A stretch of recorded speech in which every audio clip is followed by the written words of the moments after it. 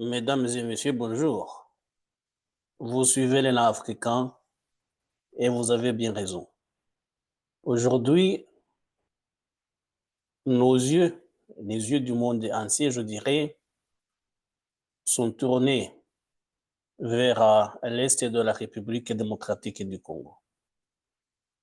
Nous le disons depuis un moment, la guerre s'intensifie entre la rébellion du M23, directement soutenue par le Rwanda, et l'armée gouvernementale et les forces armées de la République démocratique du Congo. Et ces derniers jours, nous avons appris que le M23 enregistre des avancées considérables et a pris il n'y a pas longtemps les cités de Minova et Bweremana. Et maintenant, on parle de la prise de la ville de Goma, la ville qui est la capitale de la province du Nord-Kivu. Suite à ces développements dans la guerre, il y a eu des consultations au niveau international. Nous avons appris, nous avons suivi que le Conseil de sécurité avait convoqué une réunion d'urgence, et c'était ce dimanche, et que les diplomates, les représentants de différents pays ont appelé encore une fois à la désescalade. Le Conseil de sécurité se réunit aujourd'hui en raison de la détérioration rapide de la situation dans le Nord Kivu, en République démocratique du Congo, de la prise de Saké et de l'encerclement de Goma par le M23, permis par le soutien actif des forces de défense du Rwanda. La situation est grave et ce Conseil doit en prendre la mesure. La France réaffirme sa solidarité envers la République démocratique du Congo et son attachement indéfectible à son intégrité territoriale et à sa souveraineté. Elle exprime sa très vive préoccupation quant à la dangereuse escalade du conflit dans le Nord Kivu, autour de Goma. Elle condamne fermement l'offensive en cours, conduite par le M23, activement soutenue par le Rwanda. La présence en République démocratique du Congo d'une force militaire étrangère contre la volonté de l'État congolais est une violation claire de la Charte des Nations Unies. Cette offensive, comme le soutien aux groupes armés par toutes les parties, fait porter un risque majeur sur la sécurité des populations civiles et conduit actuellement au déplacement de dizaines de milliers de civils. Le M23 doit cesser immédiatement son offensive et se retirer des territoires dont il a pris le contrôle. La France appelle instamment à un retour au cessez-le-feu et une reprise du dialogue. Il n'y a pas d'issue militaire au conflit. Le président de la République, Emmanuel Macron, l'a rappelé hier au président Kagame et Tshisekedi, avec lesquels il s'est entretenu. Le dialogue engagé dans le cadre des processus de Luanda et de Nairobi, avec le plein soutien de la France, doit reprendre sans délai. Un processus politique doit redémarrer. La France est prête à l'appuyer. La force n'est pas une option. Dans ce cadre, la France appelle au retrait des troupes rwandaises du territoire congolais et à la mise en œuvre du plan de démantèlement des forces démocratiques de libération du Rwanda, conformément aux engagements qu'ils ont pris dans le cadre du processus de Luanda. Enfin, la France exprime tout son soutien à la MONUSCO, qui joue un rôle indispensable pour la protection des civils et dont le mandat a été renouvelé à l'unanimité le 20 décembre dernier. Nous condamnons fermement les attaques menées par le M23 à son encontre, qui ont déjà conduit à la mort de plusieurs casques bleus ces derniers jours. Nous rappelons que les attaques contre les casques bleus sont susceptibles de constituer des crimes de guerre. Nous saluons le courage des soldats déployés dans le cadre de la MONUSCO et nous exprimons nos condoléances aux familles de ceux ayant fait le sacrifice ultime, ainsi qu'à l'Afrique du Sud, à l'Uruguay et au Malawi. La France condamne également toutes les mesures qui entravent la capacité de la MONUSCO à mener à bien son mandat, en particulier le déploiement de systèmes de missiles sol-air et de brouillage des signaux GPS dans les zones contrôlées par le M23, avec le soutien direct des forces de défense rwandaises. Monsieur le Président, les réactions de la communauté internationale doivent être à la mesure des conséquences humanitaires et politiques que provoque l'offensive en cours du M23 soutenue par les forces de défense du Rwanda. La France appelle l'ensemble du Conseil de sécurité à se mobiliser et à condamner d'une même voix cette menace grave à la paix et à la sécurité régionale et internationale, comme le secrétaire général des Nations Unies l'a à nouveau fait ce matin dans des termes très clairs. Je vous remercie. Beaucoup de pays ont appelé le Rwanda à retirer ses troupes de l'Est de la République démocratique du Congo. Mais si on essaie de suivre de près, on voit qu'il n'y a en réalité que des paroles. Il n'y a pas d'actes concrets. Et donc, pour revenir sur la situation militaire sur le terrain, ça faisait quelques jours que les rebelles du M23 avaient donné un ultimatum à l'armée gouvernementale de se retirer de la ville de Goma. Et alors que les uns pensaient que les rebelles n'iraient pas à franchir ce pas et capturer la ville de Goma, c'est finalement ce qui s'est passé. Même si on signale des combats intenses au centre même de la ville de Goma, puisque les uns parlent des poches de résistance, mais en réalité, d'après les informations qui nous parviennent, la ville de Goma est bien conquise par la rébellion. Et on a vu les images, le chef de l'AFC, l'Alliance du fleuve Congo, qui chapeaute maintenant de façon plus ou moins officielle la rébellion du M23. Le chef, donc, Corneille Nangaa, s'est fait photographier.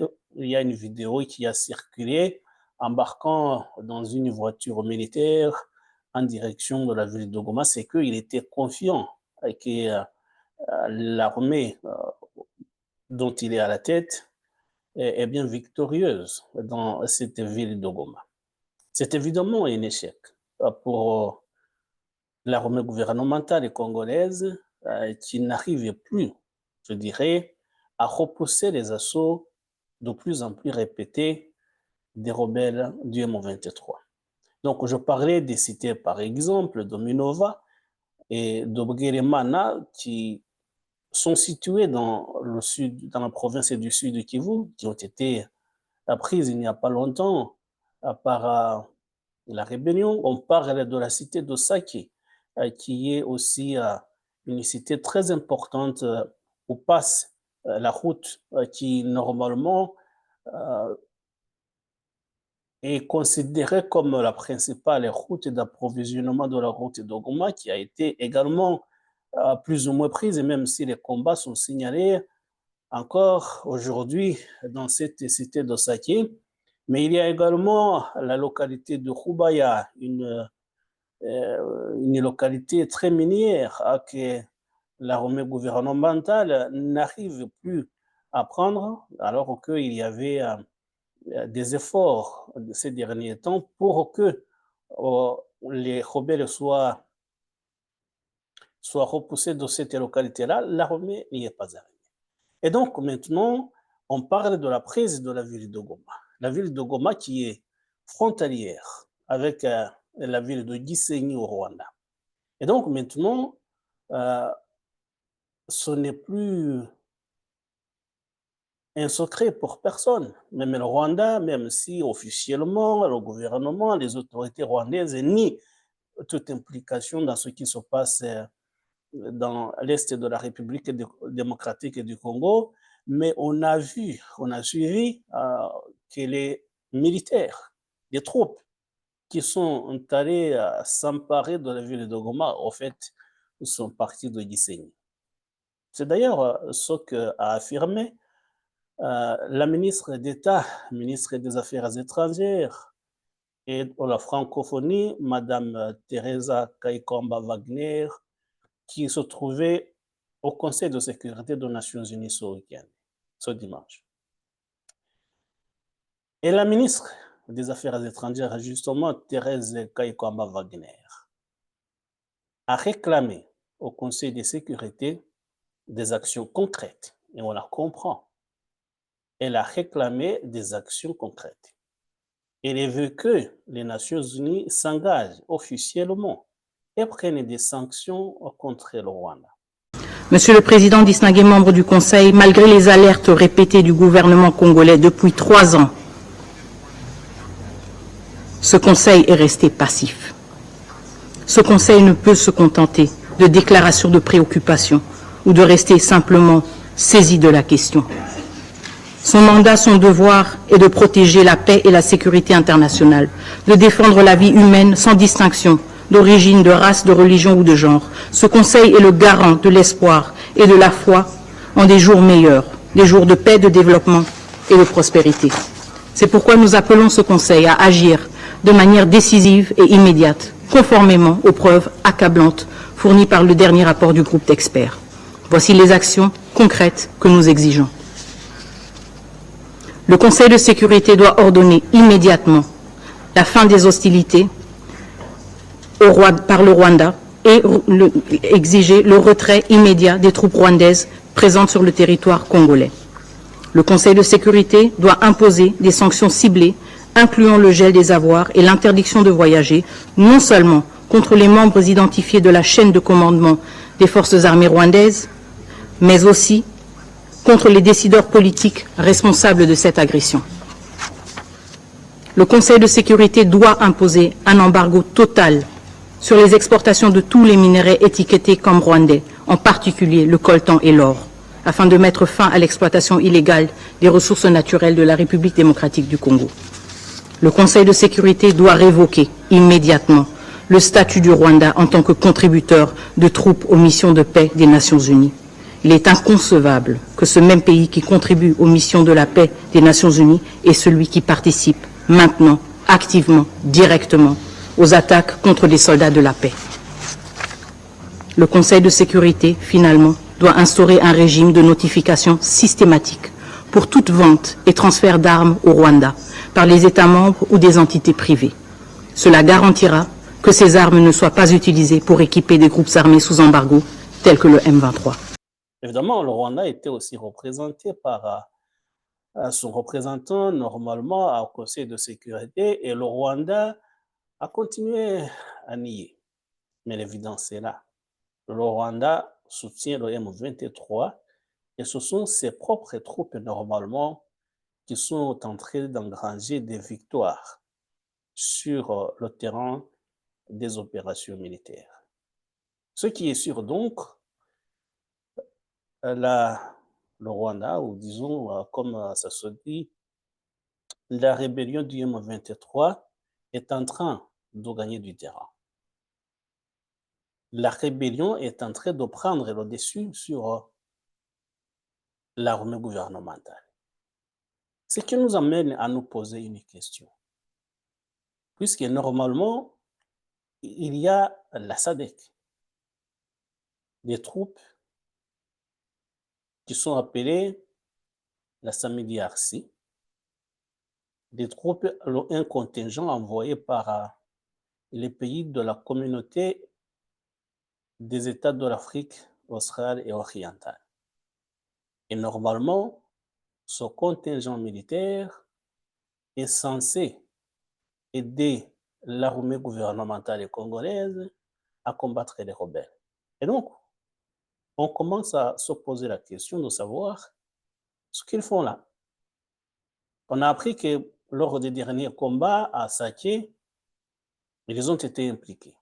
Il y a même des militaires sud-africains qui seraient tombés sur le champ de bataille. Mais honnêtement, des observateurs que nous sommes, se demandent si ils fournissent des efforts qu'ils sont censés fournir. On dirait qu'ils sont là pour assister, pour observer ce qui se passe, mais sans engager de véritables combats. Ce qui est tout de même dommage, puisque la prise de la ville de Goma, la prise de la ville de Goma est quand même un événement très important. C'est une ville très importante où sont installés normalement même les fonctionnaires des Nations Unies, le personnel onusien est aujourd'hui en train de quitter Goma. Et vous savez vers où? Vers le Rwanda. Ils sont en train de se diriger vers la ville de Gisenyi au Rwanda. Apparemment, ils vont être regroupés dans un stade épelé, c'est le stade de Kigali, le savent, qui s'appelle normalement, c'est du côté de Nyamirambo à Kigali. Le personnel onusien serait regroupé là et puis après avoir rempli des formulaires, euh, ils seront autorisés à quitter le Rwanda et aller où les autorités onusiennes vont décider. Mais c'est une honte. C'est une honte que la communauté internationale, qui est normalement représentée par les Nations Unies, quitte la ville de Goma comme ça, précipitamment, de façon éhontée. Que font les Nations Unies? Il y a la MONUSCO. La MONUSCO est au Congo, à l'est du Congo, depuis une vingtaine d'années. Mais on se pose la question de savoir pourquoi ils sont là. Puisque les rebelles du M23, il y a d'autres groupes, on parle des rebelles du M23, mais évidemment qu'il y a beaucoup d'autres groupes armés au Congo. Mais la plus importante maintenant, et c'est normal puisque c'est une rébellion qui est soutenue par un pays, le Rwanda. On parle même de l'implication de l'Ouganda, même si l'Ouganda n'est pas accusé officiellement par la République démocratique du Congo. Mais aux côtés des rebelles du M23, il y a des troupes rwandaises, là c'est un secret de polichinelle, même sur le Rwandani, mais il y aurait également des troupes ougandaises et même des troupes kenyanes. J'ai vu, il n'y a pas longtemps, c'était ce matin, j'ai vu le président Kenya, William Ruto, qui affirme que il a appelé le président rwandais Paul Kagame, le président Félix Tshisekedi, afin de leur demander de participer à une réunion d'urgence qu'il serait en train de préparer. Mais William Ruto, dans ce conflit-là, n'est pas neutre.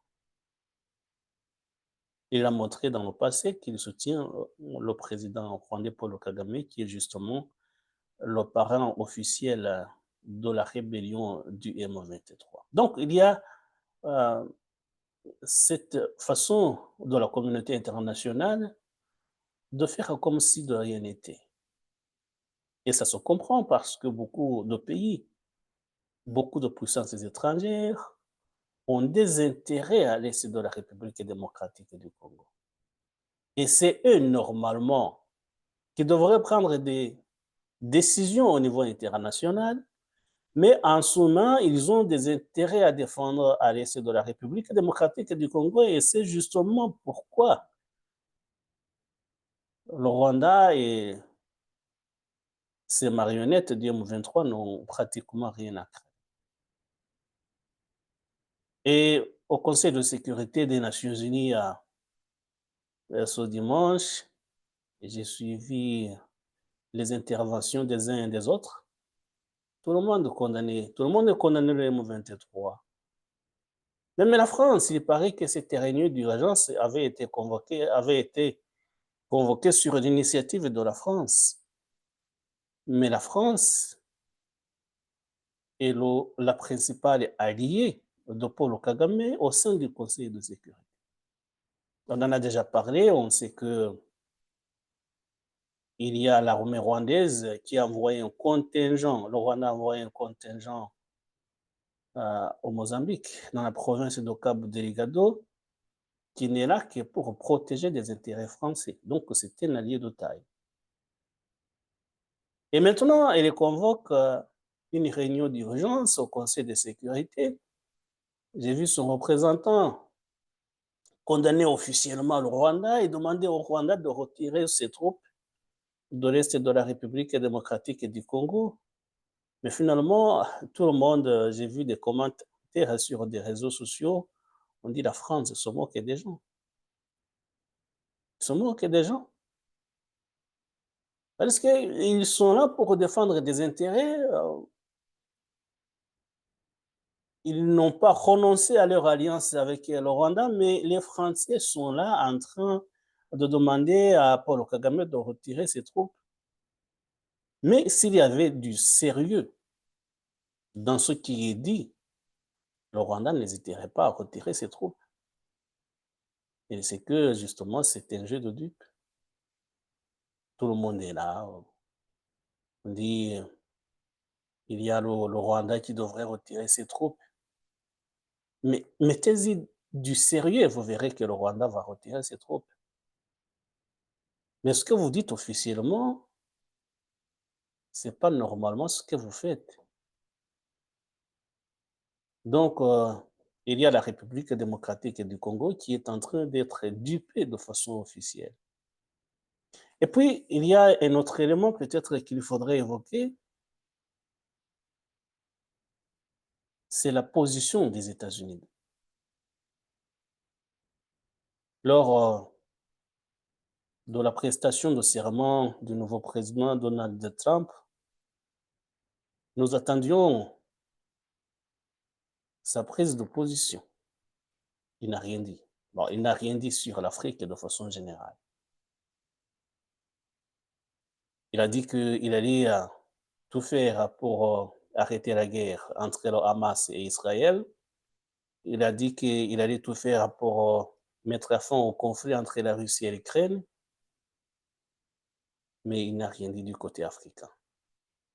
On ne sait pas s'il est derrière le mouvement du M23, comme la plupart des puissances étrangères, même si officiellement il y a un autre discours qui se tient. Mais Donald Trump n'a rien dit jusqu'à présent. Et on attendrait la première puissance militaire et économique mondiale prendre une position bien claire. Puisque actuellement, l'ambassadeur américain aux Nations Unies, je pense que c'est quelqu'un qui a été nommé par l'administration sortante. Et donc, il convient que Donald Trump donne sa position. On ne sait pas comment il considère la situation en est de la République démocratique du Congo. Et il va tout faire. Est-ce qu'il va tout faire pour mettre fin à ce conflit comme il s'y est engagé au Proche-Orient et en Russie, en Ukraine, ou il considère que cette région ne l'intéresse pas? C'est une question qu'il faudrait se poser. Donc, il y a la position américaine qui n'est pas très claire. Ce que nous disions, c'est que la prise de Goma marque une étape très importante dans les événements qui se déroulent sous nos yeux à l'est de ce pays, le Congo. Parce qu'évidemment, Goma est une ville très importante. Mais en même temps, on se pose une autre question. Est-ce que la prise de Goma va servir à quoi le mouvement du M23 et ses soutiens rwandais? Évidemment, contrôler une ville aussi importante que Goma, c'est pas rien. C'est quelque chose de très concret.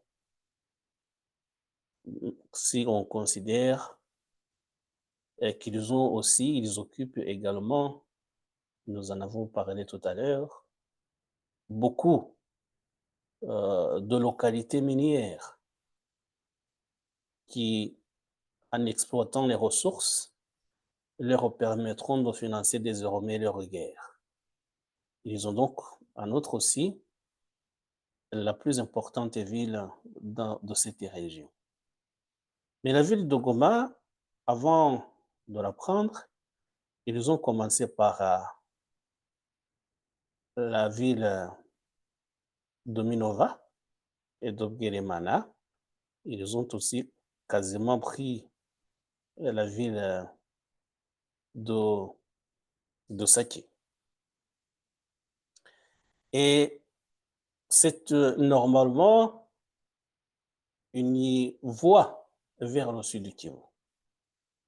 Donc, ça veut dire la ville de Goma qu'ils contrôlent maintenant avec toute la route qui mène vers le sud du Kivu.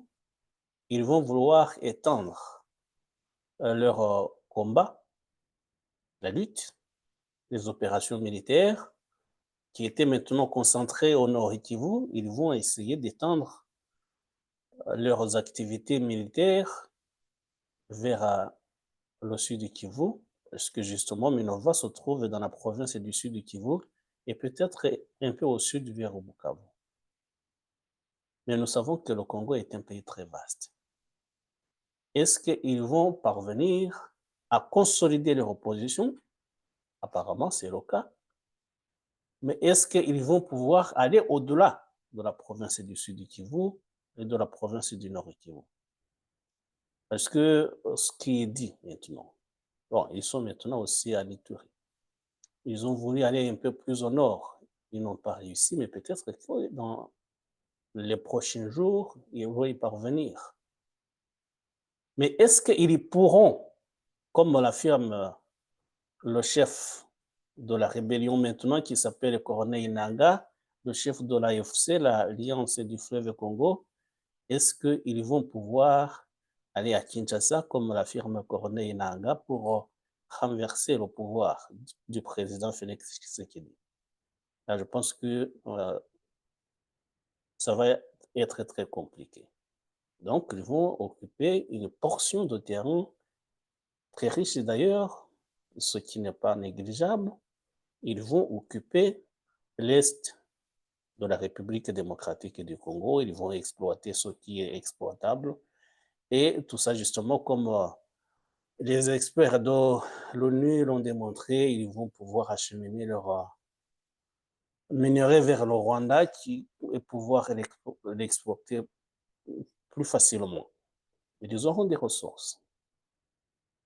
Mais de là à vouloir renverser le pouvoir, c'est une autre paire de manches.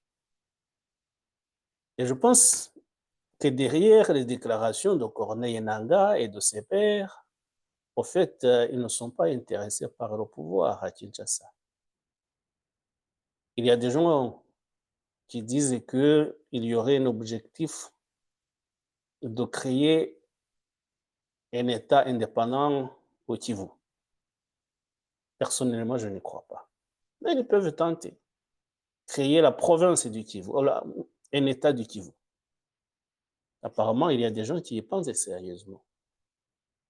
Donc, s'ils peuvent prendre le Nord Kivu, comme maintenant ils sont presque, prendre la province du Sud du Kivu et créer un État indépendant, pourquoi pas? Un État qui serait évidemment soumis au diktat de Kigali. Là, on n'y est pas encore. Mais ce que nous disions tout simplement, nous voulions évoquer cette prise de la ville de Goma qui est une victoire considérable de la part des rebelles du M23. Les objectifs derrière, on ne sait pas, mais ils ont enregistré quand même ces derniers temps des victoires très importantes au détriment de l'armée congolaise. Mais l'armée congolaise, il faut savoir également qu'elle monte en puissance. Ils ont des moyens aériens, ils ont des moyens d'artillerie. On va voir comment ça va évoluer. Peut-être qu'ils vont parvenir à repousser les rebelles de la ville de Goma. On ne sait pas encore, là, on ne va pas s'y engager. Dans tous les cas, la guerre s'intensifie et ce qu'on ne dit pas, c'est qu'il y a beaucoup de victimes. Des victimes militaires, bien évidemment, mais des victimes civiles aussi. Et il y a des conséquences dramatiques au niveau humanitaire. Des réfugiés, des déplacés de guerre se comptent par plusieurs centaines de milliers. Et ces gens-là, normalement, bon, il y a les Nations Unies déjà qui devraient faire en sorte que ces gens-là soient secourus. Les Nations Unies sont en train de quitter Goma. On l'a dit tout à l'heure, ils sont en train de partir vers Kigali. C'est le personnel des Nations Unies qui devrait prendre la première initiative à secourir les gens qui sont obligés de quitter leurs biens, qui sont des déplacés de guerre. Voilà donc cette guerre qui s'intensifie et qui a de lourdes conséquences humanitaires. Et dans l'entretemps, les gens vont au Conseil de sécurité des Nations Unies prononcer des discours, appeler le Rwanda à retirer ses troupes sans y croire eux-mêmes, puisque beaucoup de puissances sont derrière la rébellion, tout en tenant un autre genre de discours. Et ce qui est dommage, justement. Voilà, on voudrait évoquer cette situation, on ne sait pas comment ça va évoluer. Évidemment, on va continuer à suivre, mais je voudrais dire à nos amis congolais qu'on est de tout cœur avec eux et que ce qui arrive est déplorable. Merci, mesdames et messieurs, merci de nous avoir suivis. Prochain rendez-vous très bientôt pour d'autres sujets. Au revoir, c'était l'élan africain.